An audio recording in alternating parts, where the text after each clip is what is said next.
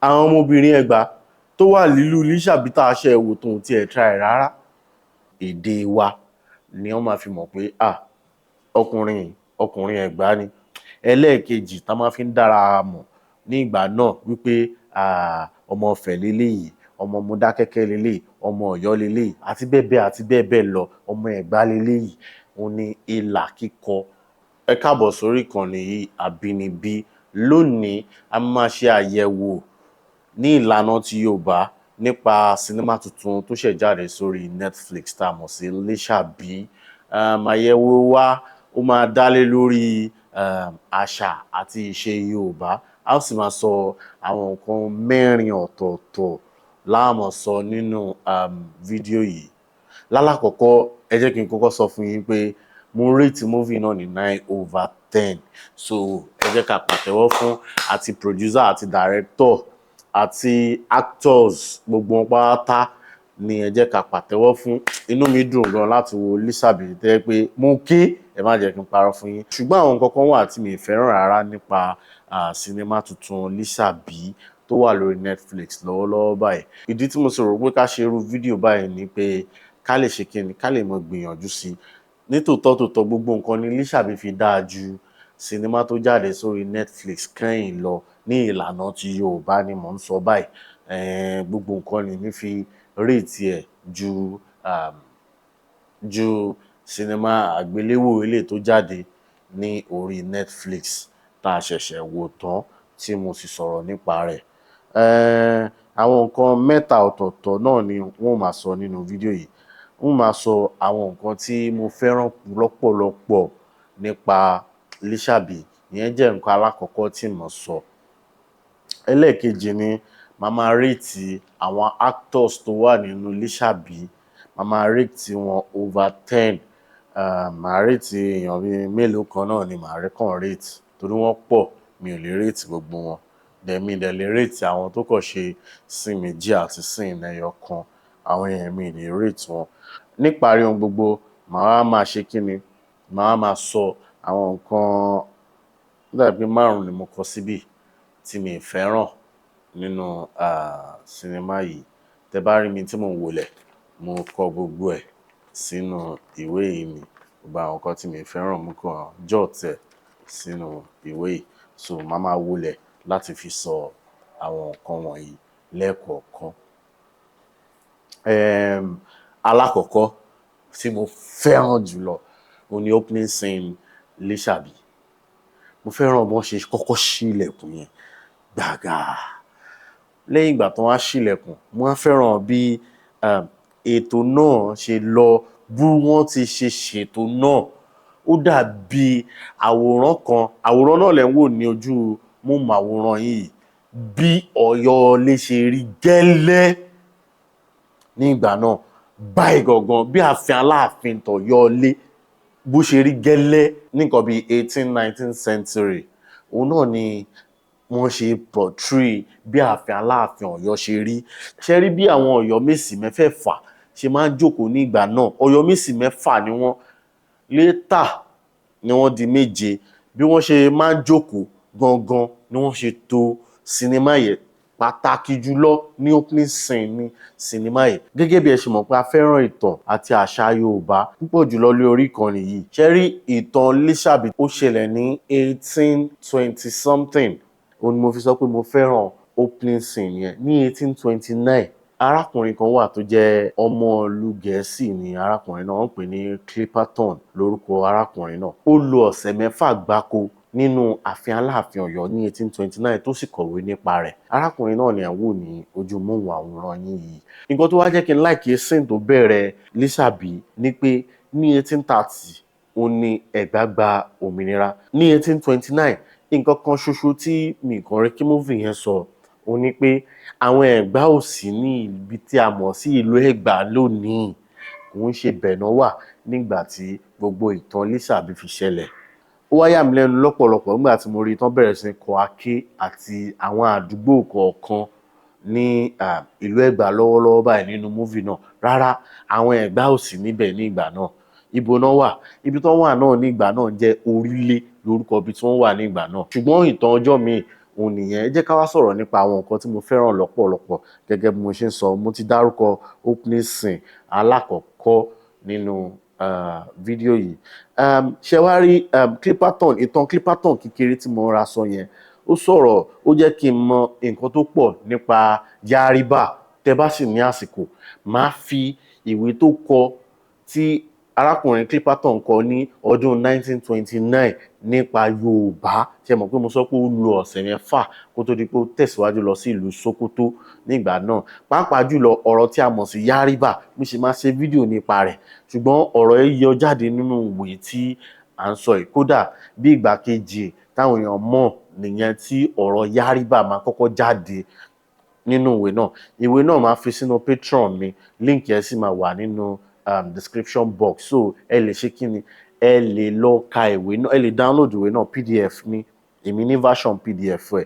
So ẹ lè lọ ṣe kí ni, ẹ̀yin náà lè ka ìwé náà. So tí máa fi sọ ìtàn nípa Yariba àti ìlú Ọ̀yọ́ àti Yorùbá àti àwọn nǹkan kan tí mo mọ̀ nípa Yariba, á lè yé wa dáadáa. Mo ní máàpù kan níbí báyìí tó sọ̀rọ̀ púpọ̀ nípa Yariba, but ọ̀rọ̀ ọjọ́ mi nìyẹn. Nǹkan ẹlẹ́ẹ̀kejì tí mo kọ́kọ́ kíyèsí, ó ní ẹwà èdè Yorùbá, pàápàá jùlọ ní ibi tí wọ́n ti ń sọ̀rọ̀ àwọn Ọ̀yọ́. Gbogbo èdè tí wọ́n lò ní apá abẹ yẹn, èdè Ọ̀yọ́ gangan ni. Kò sí èdè Yorùbá Èkó mídẹ̀mídẹ̀ ní apá abẹ yẹn. Wọ́n sọ èdè yẹn gangan ní ilé tó tẹ́ mi lọ́rùn ní ọ̀pọ̀lọpọ̀. Mo sì fẹ́ràn àwọn èdè yẹn. Ṣé wá rí nǹkan kan tí mo tún fẹ́ràn nípa èdè tí mo sọ yìí lápapọ̀ ni pé gbogbo wa la mọ̀ bí ẹ jẹ́ fún àpẹẹrẹ bí Ibrahim Chatta ṣe máa ń sọ̀rọ̀, bí Ọdúnládé Adékọ́lá ṣe máa ń sọ̀rọ̀, bí gbogbo àwọn òṣèré orí ìtàgé sinimá yẹn ṣe máa ń sọ̀rọ̀. Ṣùgbọ́n ọ̀rọ̀ wọn, ẹ jẹ́ kí n lo èdè Gẹ̀ẹ́sì pé ohùn wọn, which is voice, kò jọ tí wọ́n gangan tí a mọ̀ tí wọ́n ṣe ní post tó jẹ́ kí sinimá yìí yàtọ̀.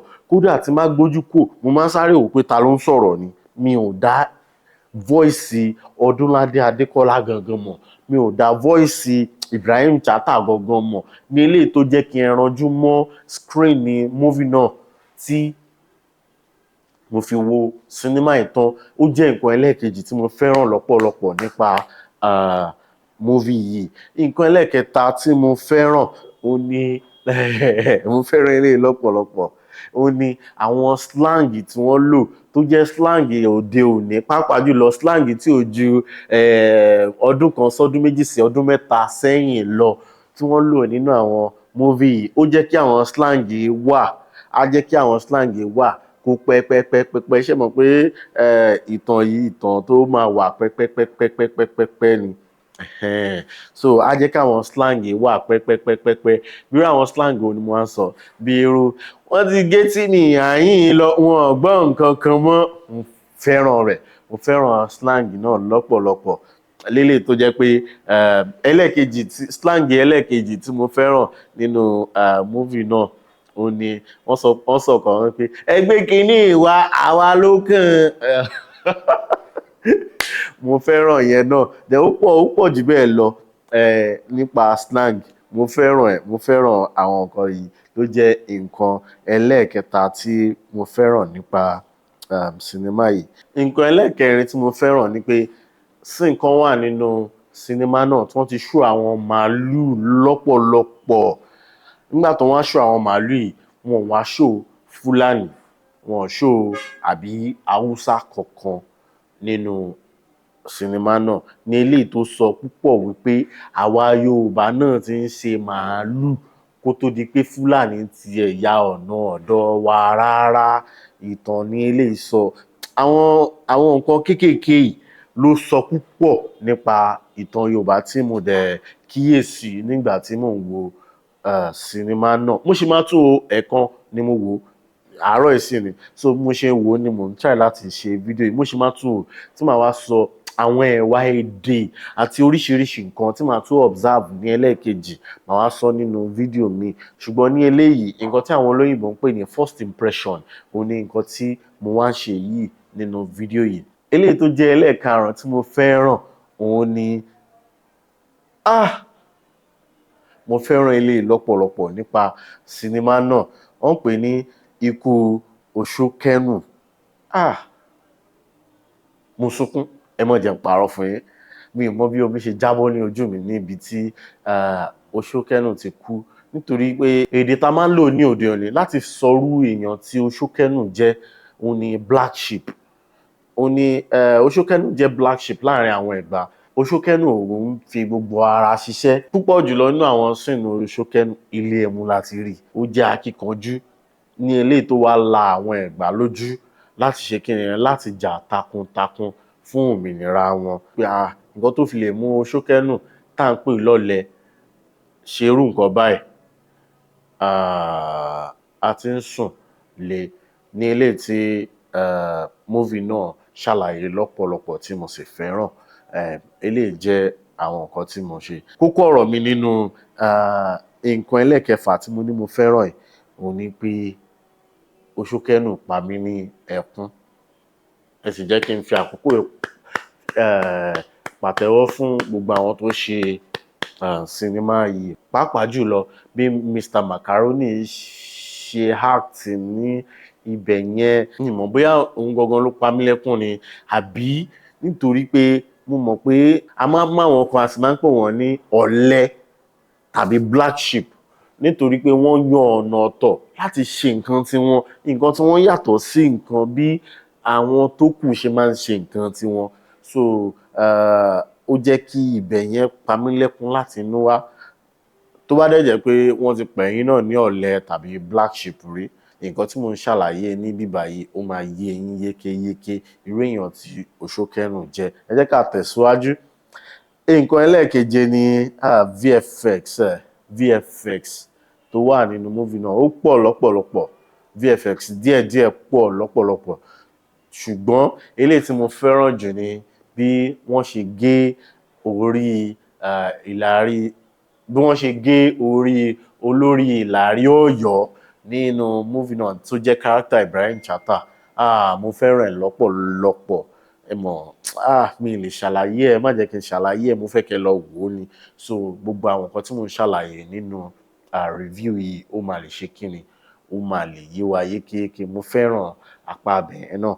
Nǹkan tó wá jẹ́ àkótán ohun tí mo fẹ́ràn jùlọ nípa sinimá yìí ni pé kò sí nǹkan kan tí wọ́n ti show ìbálòpọ̀ tí ò necessarily, kò síbì kankan bẹ́ẹ̀. Though èmi fẹ́ràn tó máa show ẹ̀, máa wò, mo fẹ́ràn rẹ̀, ẹ má jẹ́ n parọ́ fún yín. Ṣùgbọ́n kò síbì kan, bó tiẹ̀ ṣe pé wọ́n ní àwọn scene tó yẹ kí wọ́n ti show rẹ̀, wọ́n show rẹ̀ bákankan rádaràda kankan nínú sinimá yìí. Kò sí nǹkan tí àwọn olóyìnbó ń pè ní nudity níbẹ̀. Wọ́n show ẹ̀ fẹ́rẹ́fẹ́ o, ẹ má jẹ́ n parọ́ fún yín, wọ́n show ẹ̀ fẹ́rẹ́fẹ́ ní ìbẹ̀rẹ̀, ṣùgbọ́n kì í ṣe àkótán. Ẹ jẹ́ kí n sọ bẹ́ẹ̀ yẹn. Ó jẹ́ nǹkan tí mo fẹ́ràn. Àwọn nǹkan tí mo fẹ́ràn pọ̀ nínú sinimá náà, ṣùgbọ́n àwọn nǹkan tí mo kọ̀ rò pé mo lè sọ̀rọ̀ nípa rẹ̀, àwọn nǹkan yìí ni méjèèje tí mo kọ̀ rọra sọ yìí. Ṣé wá rí written ni àwọn actors tó wà ní inú sinimá tuntun Lísàbí tó wà lórí Netflix lọ́wọ́lọ́wọ́ báyìí.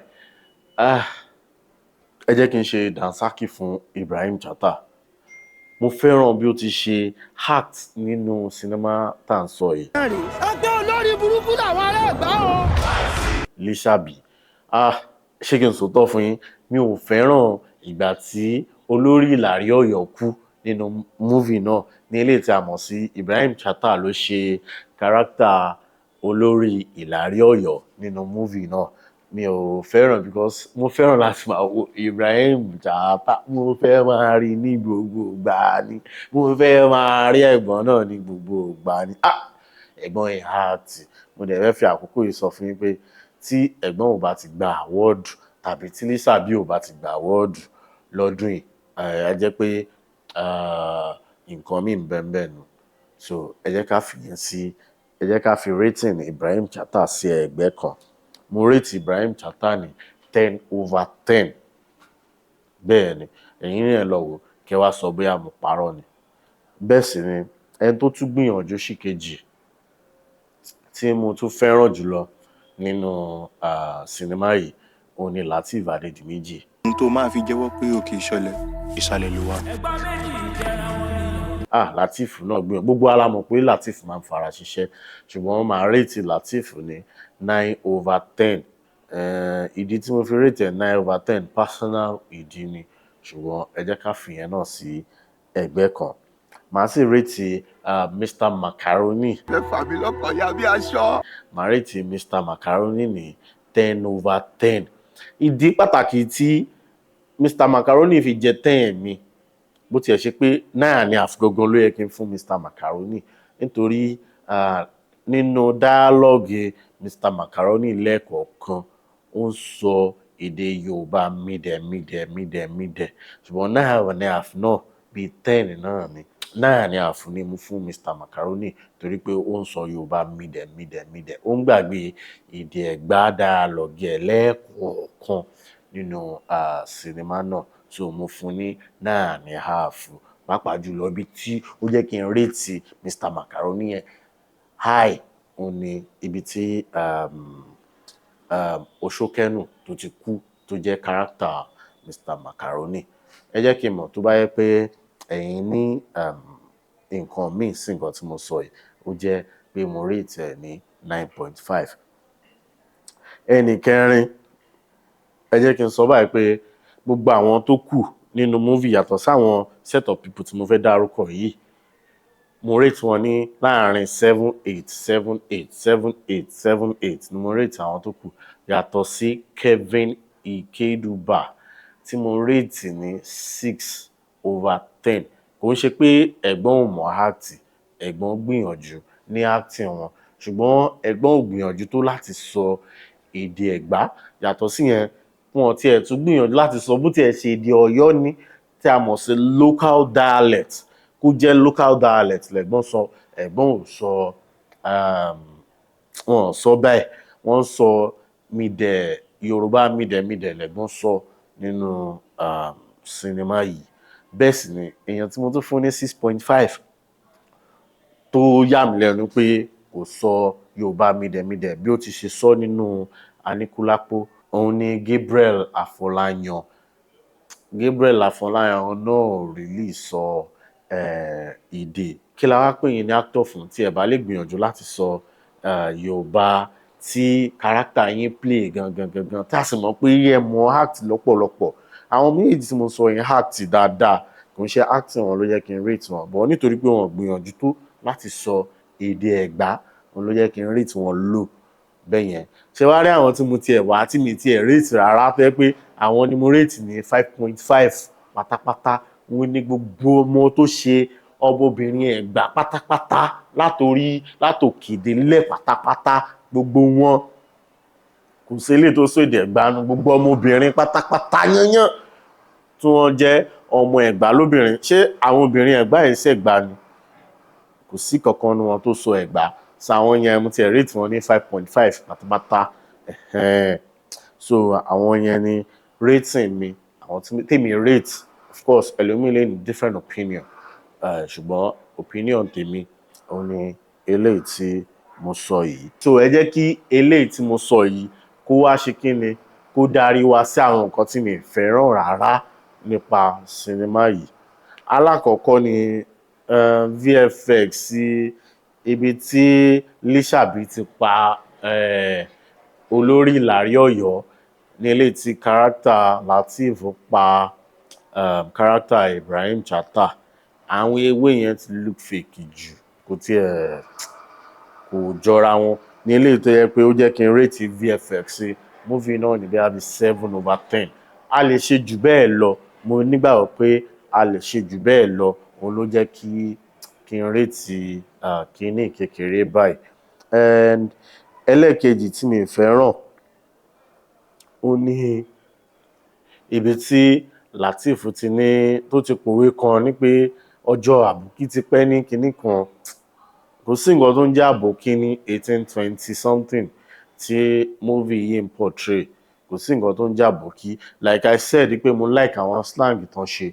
Àwọn slang tán sọ yẹn Yorùbá word ni, you understand? Yorùbá word ni tí ṣe mọ̀ pé àwọn èèyàn máa ń tún nǹkan lò ní tí mo lè nígbàgbọ́ pé òótọ́ ni ó lè jẹ́ àtìgbà yẹn làwọn ọ̀rọ̀ náà ti wà fẹ́ pé àwọn èèyàn kàn ń tún lò ìyẹn sì ṣe gbọ́ sétí ṣùgbọ́n bí Lateef ṣe dárúkọ Lateef Adédìméjì tó play character Lísàbí bó ṣe dárúkọ àbòkí tó pòwe pé ọjọ́ àbòkí ti pẹ́ kò sí nǹkan tó ń jẹ́ àbòkí ní ìgbà náà ó jẹ́ nǹkan ẹlẹ́ẹ̀kejì tí mi fẹ́ràn.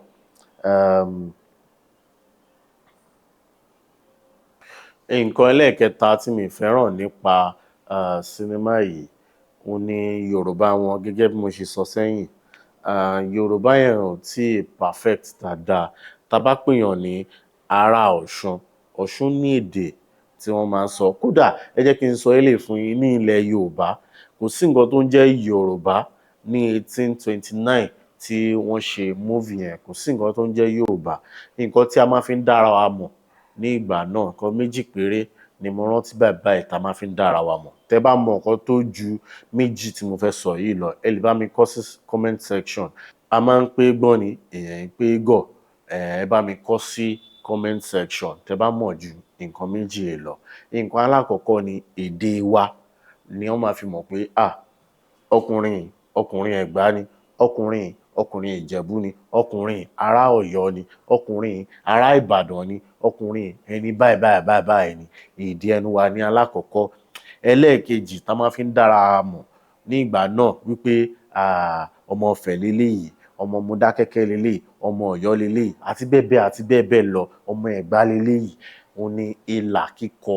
Nǹkan méjèèjì yìí la máa fi ń dára wa mọ̀ wípé eléyìí ọmọ bíbá ẹ̀ ni eléyìí ọmọ bíbá ẹ̀ ni eléyìí ọmọ bíbá ẹ̀ ni. So ẹ jẹ́ ká máa portray àwọn nǹkan yìí dáadáa nínú àwọn movies wa pàápàá jùlọ àwọn tó wà lórí Netflix tá ń pè ní high budget movie. So ìyẹn jẹ́ nǹkan ẹlẹ́ẹ̀kẹta. Gẹ́gẹ́ bí mo ń sọ lẹ́ẹ̀kan àwọn ọmọbìnrin Ẹ̀gbá wọn ti ẹ̀ gbìyànjú rárá láti ti ṣe láti sọ èdè Yorùbá mídẹ̀ ló kún gbogbo ẹnu wọn ní eléyìí tí mo nígbàgbọ́ pé ó yẹ kí wọ́n gbìyànjú sí láti lè máa sọ èdè Yorùbá. Ìyẹn jẹ́ nǹkan ẹlẹ́ẹ̀kẹrin nílé tí mo ti sọ tẹ́lẹ̀tẹ́lẹ̀. Nǹkan ẹlẹ́ẹ̀karùn-ún tí mi fẹ́ràn nípa movie náà òun ni scene níbi tí olórí Ìlàrí Ọ̀yọ́ ti bá Àbẹ̀bí sùn. Gbogbo wa la rí skirt nídìí Àbẹ̀bí. Mi ní kí wọ́n show ẹ̀ ṣùgbọ́n wọ́n lè ṣe jù bẹ́ẹ̀ lọ wọ́n lè gbìyànjú sí. Dandan kọ́ ni ká show ìhòòhò nínú àwọn sinimá wa nítorí pé ìlànà ọmọlúàbí àwa Yorùbá kò ṣe kíni kò fààyè gba ká máa show ìhòòhò ara wa pàápàá jùlọ níta.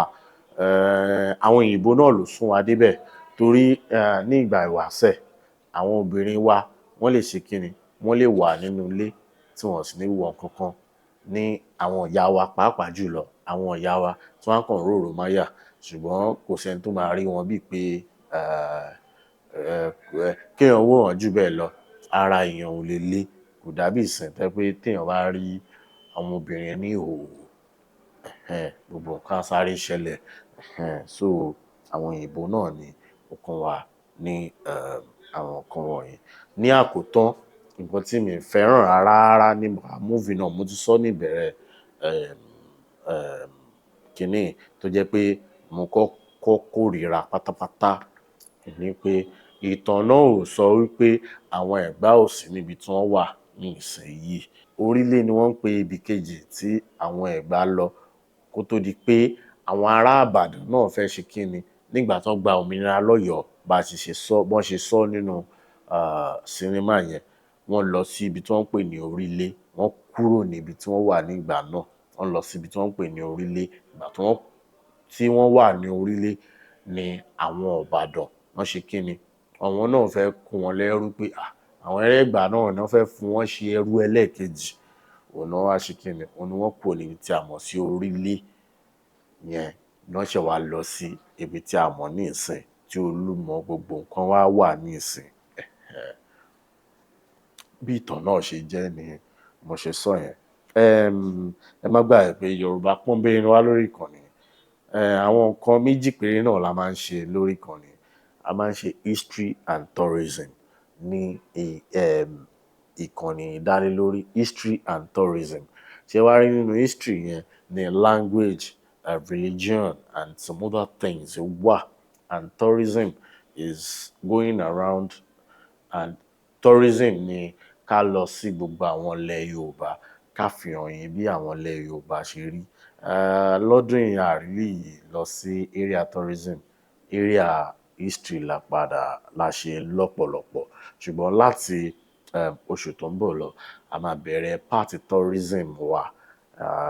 Yorùbá náà la máa ń ṣe tourism, a máa bẹ̀rẹ̀ part tourism wa, ṣùgbọ́n ní àkókò yìí ọ̀nà àrà la fẹ́ gbà ṣe tourism wa, nítorí pé kí ni a fẹ́ lọ sí àwọn ìlú mẹ́wàá ní West Africa tí a mọ̀ tí wọ́n ti ń sọ Yorùbá, ní eléyìí tó máa ná wa ní owó lọ́pọ̀lọpọ̀ tí mo sì ń bẹ̀ yín nítorí Ọlọ́run tó bá yẹ pé ẹ fẹ́ràn kí àṣà bí a ti ṣe ń gbé àṣà àti ìṣe Yorùbá lárugẹ lórí ìkànnì yìí, ẹ ṣe kí ni mo fẹ́ kẹ́ support wa. Personal account details ló wà ní comment section tá máa fi rìnrìn àjò yìí. Ó wá kéré jù a máa lo ọjọ́ 5 ní orílẹ̀-èdè kọ̀ọ̀kan. So mo fẹ́ kẹ́ ràn wá lọ́wọ́ nípa ìrìn àjò náà. Personal account details ló wà ní comment section tẹ́ bá fẹ́ ràn mí lọ́wọ́ láti mú wá fún yín gbogbo àwọn ibi tí wọ́n ti ń sọ Yorùbá ní àwọn orílẹ̀-èdè yìí. Ẹ jẹ́ kí n ka àwọn orílẹ̀-èdè yìí fún yín. Orílẹ̀-èdè àkọ́kọ́ tá máa lọ ó máa jẹ́ Benin Republic. A máa dé Togo. Bàbá tí kúrò ní Togo a máa lọ sí Ghana, Ivory Coast to Liberia to Gambia to Sierra Leone and àwọn ìlú mẹ́ta míì. Mali wà nínú wọn. Ìdí tí mo fi fẹ́ lọ Mali ni wípé ìlú Mali gangan náà ti mú ẹ̀sìn Islam wá sí Nàìjíríà, sí ilẹ̀ Yorùbá. Bẹ́ẹ̀ sì ni àjọṣepọ̀ wà láàrin ilẹ̀ Yorùbá àti ìlú Mali. Kò síbi kankan tí ìtàn ti sọ fún mi pé wọ́n ń sọ Yorùbá ní Mali, ṣùgbọ́n mo fẹ́ débẹ̀ torí pé possibility wà kó jẹ́ pé ọ̀rọ̀ tí a mọ̀ sí ọ̀rọ̀ the word Yorùbá tí gbogbo wa ń sọ pé kò ní ìtumọ̀ kankan ní ilẹ̀ Yorùbá, ibẹ̀ orílẹ̀-èdè Mali ló ti wá. Nítorí my personal research, ó ṣeéṣe kó jẹ́ pé orílẹ̀-èdè Mali ló ti wá ní ìlú kan tí a mọ̀ sí GOA. Mi ò mọ ìlú náà pronounce but GOA lórúkọ ìlú náà ní orílẹ̀-èdè Mali. Àwọn náà sì ní empire tó dàbí tọ̀yọ́ òní. So kò ní jù báyìí lọ lénìí. Yorùbá Pọ́nbélé ni wá lórí ìkànnì. A máa ń rán wa létí ibi tá a ti ń bọ̀, ibi tá a dé àti ibi tá a ń lọ. Fídíò míì tí mo fẹ́ kẹ́ wò ló ń jáde lójú screen yìí. Ẹ wò ó, mo sì mọ̀ pé ẹ ní regret pé ẹ wò ó. Àwọn kan máa ń sọ pé kí n má mọ̀ sọ Gẹ̀ẹ́sì mọ̀, pé mo ní Yorùbá Pọ́nbélé ni wá kí n má mọ̀ sọ Gẹ̀ẹ́sì mọ̀. Ẹ má bínú, màá sọ Gẹ̀ẹ́sì. Kò sí nǹkan méjì ju pé ní ìgbà mìíràn àwọn Gẹ̀ẹ́sì mo máa fi ń ṣe keyword. Kí láǹfààní àwọn fídíò tí mo ṣe tí èèyàn tó wò ju 10 àbí 11 lọ. So Gẹ̀ẹ́sì YouTube ò gbọ́ Yorùbá. So àwọn Gẹ̀ẹ́sì kọ̀ọ̀kan tí mò ń sọ nínú movie yìí òun ni YouTube máa fi ṣe keyword láti fi promote fídíò yìí sí the right audience. So please, I am very sorry, I will speak English and sometimes. And ìrìn àjò tí mo ní à ń lọ yìí, a ti dá channel mi lẹ̀ tó jẹ́ pé strictly English la máa sọ lórí channel mi. Kò ní jù báyìí lọ. Orúkọ tèmi ni Joe Adétọ̀nà. Bẹ́ẹ̀ sì ni kẹ́ má gbàgbé láti like ara yín. Ó dàbọ̀.